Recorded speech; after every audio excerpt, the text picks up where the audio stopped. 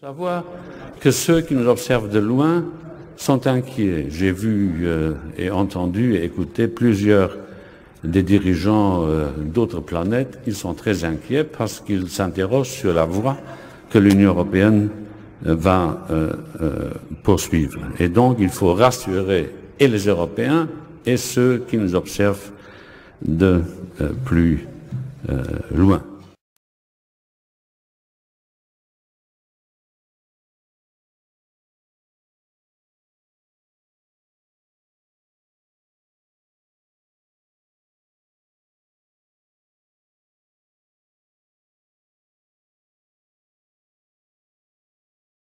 Der Brexit besorgt und verwirrt Europa. So sehr, dass EU-Kommissionspräsident Jean-Claude Juncker im EU-Parlament einige sehr merkwürdige Sätze sagte. Die sorgen jetzt für Aufsehen. Auf Französisch klingen sie so. Il faut savoir que ceux qui nous observent de loin sont inquiets. J'ai vu et entendu et écouté plusieurs des dirigeants d'autres planètes. Ils sont très inquiets parce qu'ils s'interrogent sur la voie que l'Union européenne va poursuivre. Et donc il faut rassurer et les Européens et ceux qui nous observent de plus loin. Übersetzt sagt Juncker hier, Sie müssen wissen, dass jene, die uns von weitem beobachten, beunruhigt sind. Ich habe gesehen und gehört, dass Führer anderer Planeten beunruhigt sind, weil sie sich dafür interessieren, welchen Weg die Europäische Union künftig einschlagen wird. Und deshalb sollten wir die Europäer und jene, die uns von außen beobachten, beruhigen. Kurios, im offiziellen Transkript der Rede fehlt genau die Stelle, an der Juncker von den Führern anderer Planeten redet. Französische Medien spekulieren nun, dass Juncker sich schlicht versprochen habe und die anderen Führer unseres Planeten meinte. Denn dass der EU-Kommissionspräsident an Außerirdische glaubt und das auch noch offiziell sagt, diese Geschichte scheint selbst in Brexit-Zeiten doch unglaubwürdig.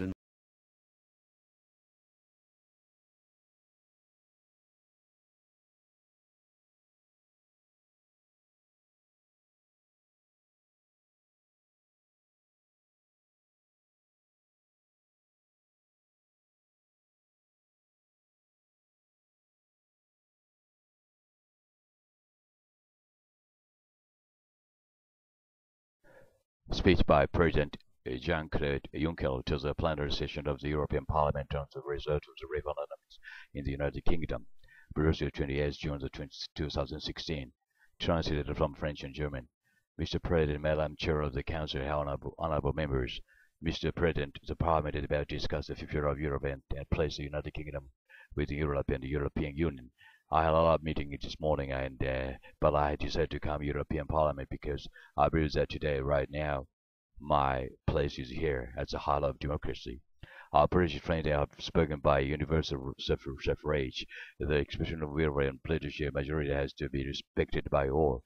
Democracy is democracy, and we must respect British democracy, and we view that has been expressed.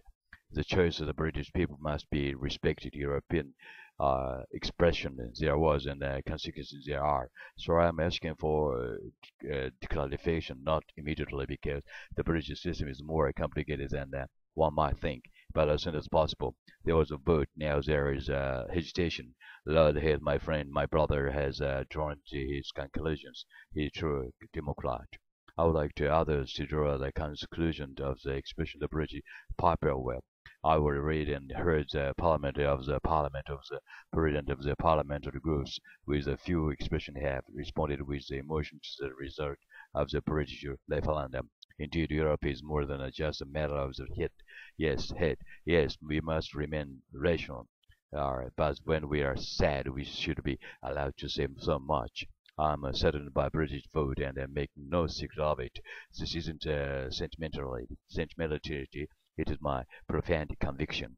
I would have liked the United Kingdom to stay forever by our side. With us, it has decided otherwise. We must accept the consequences. The Prime Minister, whom I will be seeing later this morning, remains.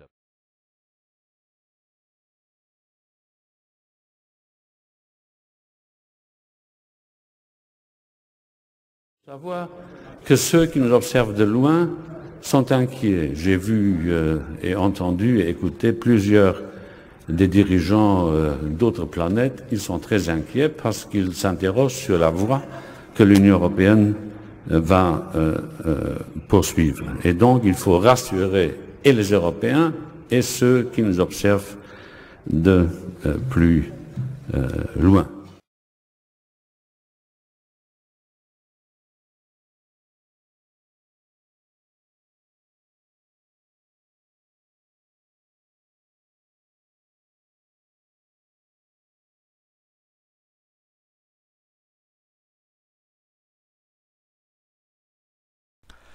Hello, this is Hiroshi Hayashi, Hamama City, Japan. This is a sort of a interview program of Home Pope Hilaire, the former Prime Minister of Defense and Force in Canada, and he said, alien life forms present among us. This is a story about it with my translation. Thank you very much. It's great to have you with us on our show. Why do you say that UFOs are as real as the airplanes flying over our heads? Well, because I know that they are. They've been, as a matter of fact, they've been visiting our planet for thousands of years. And one of the cases that would interest you most, if you give me 2 or 3 minutes to answer, is during the Cold War, 1961, there were about 50 UFOs in formation flying south from Russia to across Europe, and the Supreme Allied Commander was very concerned and about ready to press the panic button when they turned around and went back over the North Pole. They decided to do an investigation, and they investigated for 3 years, and they decided that with absolute certainty that 4 different species at least, had been visiting this planet for thousands of years. So that's, we have a long history of UFOs, and of course there's been a lot more activity in the last few decades since we invented the atomic bomb, and they're very concerned about that and the fact that we might use it again. And because the whole cosmos is a unity, and it affects not just us, but other people in the cosmos, they're very much afraid that we might be stupid enough to start using atomic weapons again, and this would be very bad for us and for them as well. So no serious scientist has ever publicly confirmed evidence of an encounter with extraterrestrials. Why would scientists not confirm the facts if they exist? I'm afraid they must go out of their way not to find. Because if they did, you know, even 10% of the amount of research I've done in the last 8 years, they would be as convinced as I am. I mean, they could do it even faster.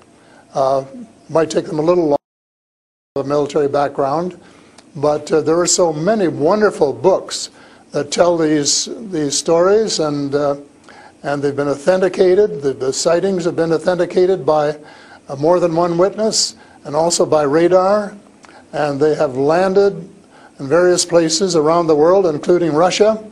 There's a famous case there. I can't remember the name of the place, but it was widely reported at the time. A man wrote a book about it, and then the French bought the book rights so that it wouldn't be circulated around.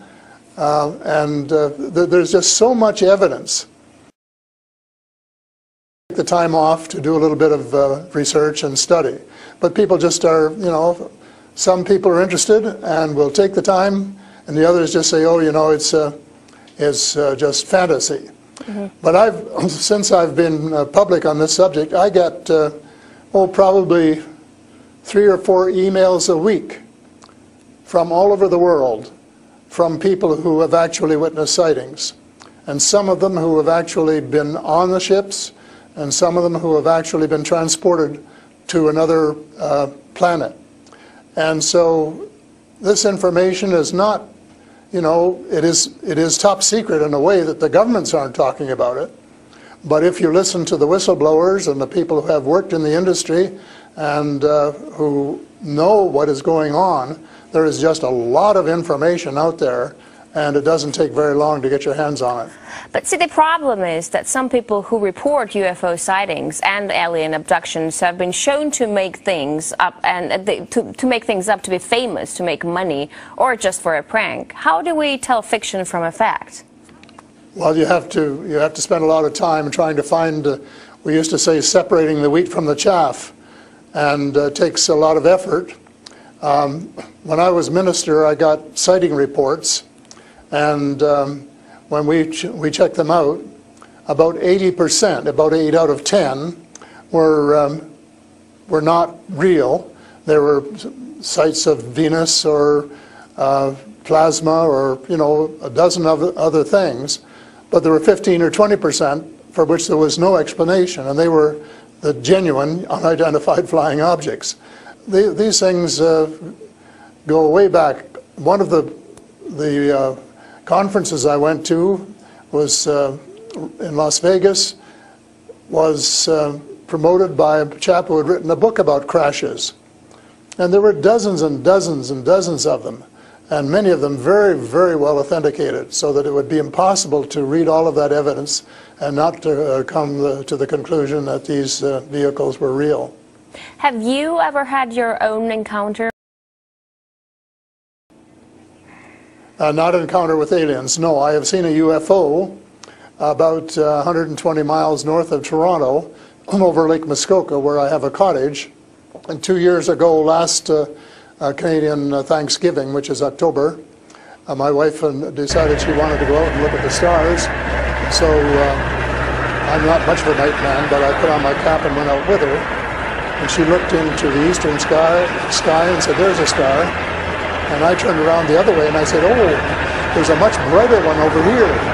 And she looked, and it was, and we watched it until our necks almost broke for about 20 minutes. And it was definitely a UFO, because it could change position in the sky by 3 or 4 degrees in 3 or 4 seconds.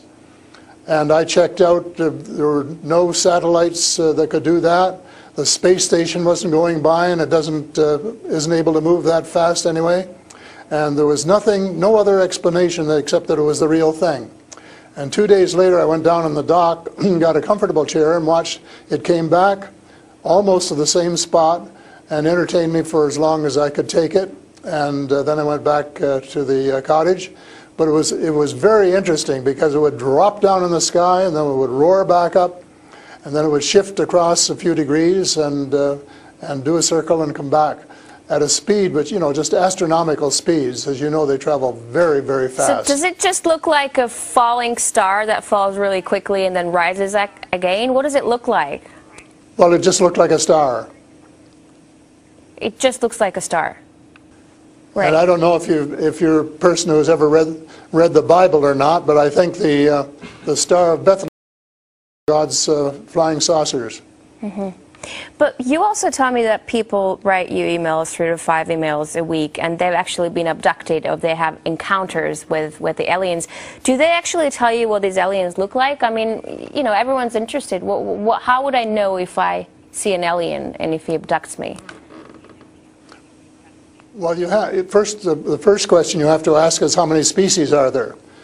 And I used to think there were, you know, between 2 and 12. And Apollo astronaut Edgar Mitchell, who came to Toronto a few years ago and had dinner with us, agreed there was somewhere between 2 and 12. But the latest reports that I've been getting from various sources are that there are about 80 different species. And some of them look just like us, and they could walk down the street and you wouldn't know if you ran, you know, walked past one. And they're what we call the Nordic blondes, and also the tall whites, who were actually working with the United States Air Force in Nevada. They're able to get away with that. They had a couple of their ladies dressed as nuns went into Las Vegas to shop, and they weren't detected. And I have a friend who saw one of the men walking along the street, and somebody who would recognize that they were different, and he did. So there are those kind, and then there are the short grays, as they're called, and they're the ones that you see in most of the cartoons. They're have very, very slim arms and legs, and they're very short, just you know, a little over 5 feet, and they have a great big torso and a great a great big head and great big brown eyes. But there are different species, so you have to know that they're different species, and it's and know that they're all different.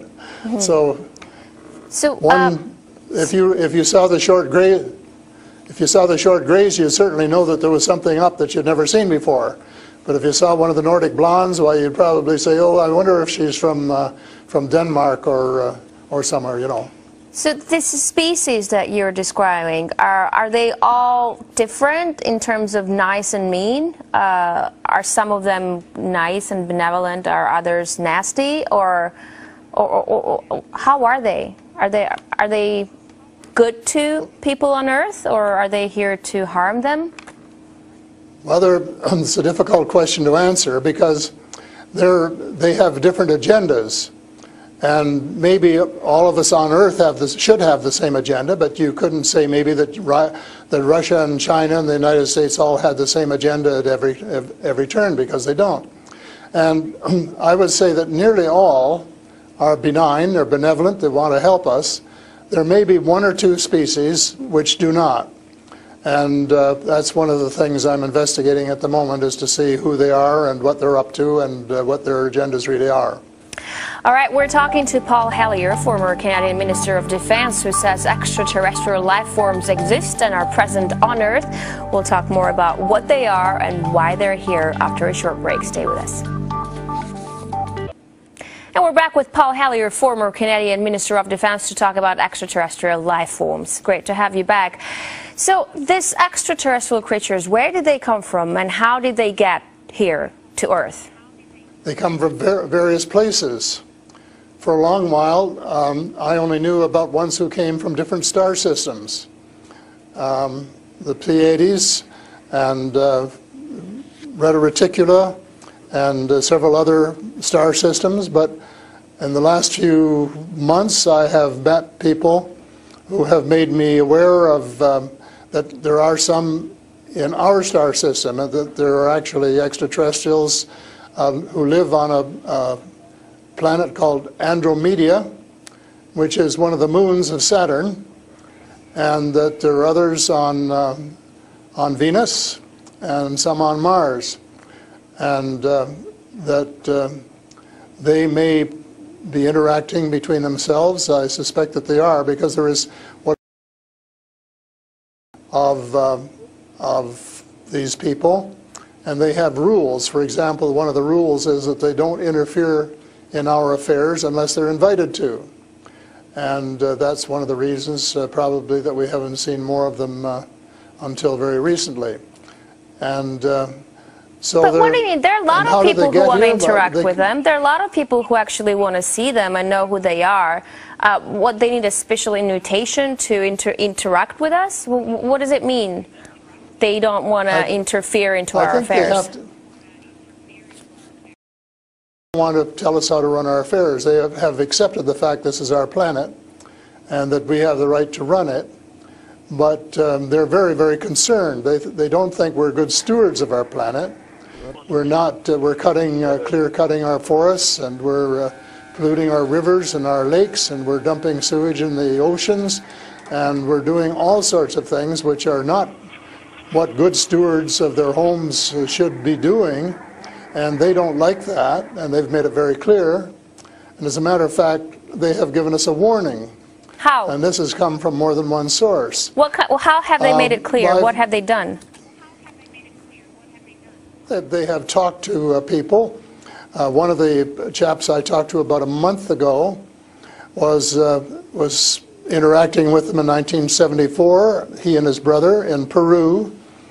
And they were taken to Andromeda. Teleported, and they were told what the people there think, and that we're really wrecking our planet, and in fact that something dreadful is going to happen to it if we don't smarten up and change our ways.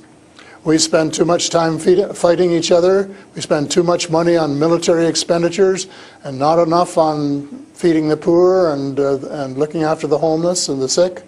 And that we are polluting our waters and our air, and that we're playing around with these exotic weapons, thermonuclear weapons and atomic weapons, which have such a devastating effect both on our Earth and on other areas in the cosmos, and they don't like that. And that's the reason they would like to work with us to teach us better ways, but only, I think, with our consent. And they work through individuals, and they try and pick out individuals who won't be frightened to death of them, because they can give you quite a fright. One of the cases I'm familiar with was the tall whites in Nevada, where the United States airmen working with them, were just frightened to death of them. And one, Charles Hall, rescued the daughter of one of the high-up people in the tall whites, and as a result became very good friends with the mother. And as soon as they could trust each other, they had a wonderful relationship. And he wrote a book about it. It's called Millennial Hospitality. Millennial Hospitality. And it tells you how you go through these stages of being scared out of your wits. But then when you establish a trust and a working relationship, why you can have the same relationship, same kind of relationship that you would have with someone here on Earth. But here's what I'm thinking. If you're outing their presence, which is clearly not what they want since they're hiding, why aren't they so afraid of, why aren't you afraid of repercussions? Because you're obviously stating that they're here among us, and you're telling me all these species that exist. They are here among us, and I'm not afraid because in most cases, as far as technology is concerned, they're light years ahead of us, and we have learned a lot of things from them. A lot of the things that we use today, we got from them, lead lights and microchips and Kevlar vests and all sorts of things that we got from their technology, and we could get a lot more too, especially in the fields of medicine and agriculture, if we would go about it peacefully. But I think maybe some of our people are more interested in getting their military technology, and I think that's wrong. I think that's wrong-headed, and that's one of the things that we're going to have to change, because we're going to have to work together. Talking about all of us, everywhere on the planet. You mentioned military technology and swapping technologies and barters between aliens and people in American government. I want to ask you, as a former Minister of Defense of Canada, is interstellar war a possibility? Should we be creating a Star Wars force to defend ourselves from possible invasion or something like that? Well, I think it's a possibility, but it's a possibility especially if we shoot down every UFO that comes in our airspace without asking who they are or what they want. And right from the beginning, we started scrambling planes and trying to shoot them down, but their technology was superior enough that we weren't able to get away with it. Certainly not for a long while. And during that period of time, they could have taken us over without any trouble if they'd wanted to. So I think we have to, rather than develop our own Star Wars, Earth Star Wars, to protect ourselves against them, that we should work with the benign species, who are the vast majority, and work together and rely largely on them, of course, and cooperate so that we would be contributing something at the same time. But I don't think there's any point in us developing a galactic force that would tempt us to go out on our own and get into mischief, which is one of the things I think some of them are concerned about. But what do you expect to happen if people start to believe in alien existence? Because things are definitely going to change. Our lives aren't going to be the same anymore. Well, I hope that's the case. I hope that's the case, and I'm all for full disclosure, and I'm going to push very hard for full disclosure in the book I'm writing, and to give some reasons for it, things that we really have to know and have a right to know, and that our future as a species, and here I mean, you know, all of the species in the world, are potentially at risk if we don't figure out what's going on and work together to try and make life more amenable for all of us. But it's and to work with our neighbors from other planets as well. But still, like, I'm thinking to myself, if they've been here for such a long time, as you say, and they're interested in helping humanity, as you say, why is our world such a mess? I mean, if you want to help someone, you just help someone. You don't wait for someone to invite you to help that someone, no? Well, I don't, you know, it's something that I think parents can sometimes say to their children, this is what you should do. But that doesn't mean the children are going to do it, does it? Because the cosmos is based on free choice. And we're given the option of making mistakes, of making wrong choices. And I guess what bothers some of us is we've made too many wrong choices and not enough right choices. So we're going to have to start switching our priorities and stop spending so much time and effort and weapons to kill each other or to dominate each other, and spending a lot more time on how to help each other to have a better society and life which is healthier, and where the health care is better, and where the food distribution is better, and where the air is cleaner and the water is cleaner, and all of those things that are waiting to be done if we just get together and row, as we say, rowboat, row in the right direction, the same direction. And it's possible, but it's a tall order, and so far we haven't done it. My thesis will be that we have to do it, and we have to start doing it right away. Thank you so much for this interesting interview and insight on extraterrestrial life. That was Paul Hellyer, former Canadian Minister of Defense. He says aliens exist and live among us on Earth. That's all the time we have for today. I will see you in the next edition of Sophie & Co.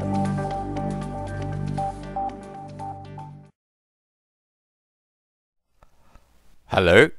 Former Prime Minister of the Defense Force of Canada, Mr. Paul Hellyer, stated at the Congress that UFOs are as real as airplanes flying over the head. This is a very shocking news, and also he said at least 2 of them are probably working with US government. I believe other species that I learned about were long ago called tall white. This is the story about it. Thank you.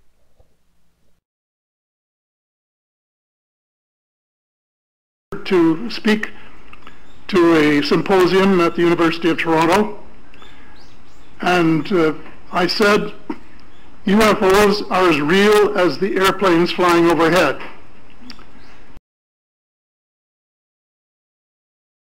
On Earth at this present time, and at least 2 of them probably working with the United States government.